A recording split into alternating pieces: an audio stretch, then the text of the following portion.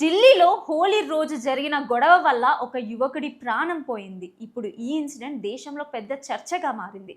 ఉత్తమ్ నగర్ జైజై కాలనీలో హోలీ రోజు ఒక చిన్నారి వాటర్ బెలూన్ విసరడంతో ఆ బెలూన్ అక్కడ ఉన్న ముస్లిం ఆమెపై పడింది. వెంటనే ఆ పాప ఫ్యామిలీ వాళ్ళు వచ్చి సారీ చెప్పారు. అయినా కానీ ఈ విషయంపై రెండు కుటుంబాల మధ్య చిన్న గొడవ స్టార్ట్ అయింది. అయితే కొంతసేపటి తర్వాత తరుణ్ కుమార్ బయటకు వెళ్లిన సమయంలో ఒక్కసారిగా 15 నుంచి 20 మంది అతనిపై బ్యాట్లతో కర్రలతో విచక్షణ లేకుండా అటాక్ చేశారు. ఈ దాడిలో తరుణ్ కుమార్ తీవ్రంగా గాయపడి చివరకు ప్రాణాలు కోల్పోయాడు.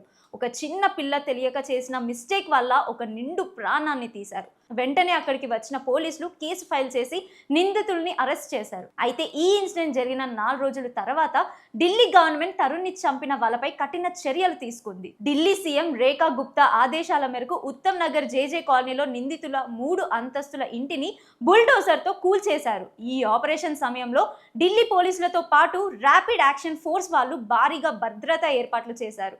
ఈ ఇన్సిడెంట్ ఇప్పుడు సోషల్ మీడియాలో పెద్ద చర్చకు దారితీసింది.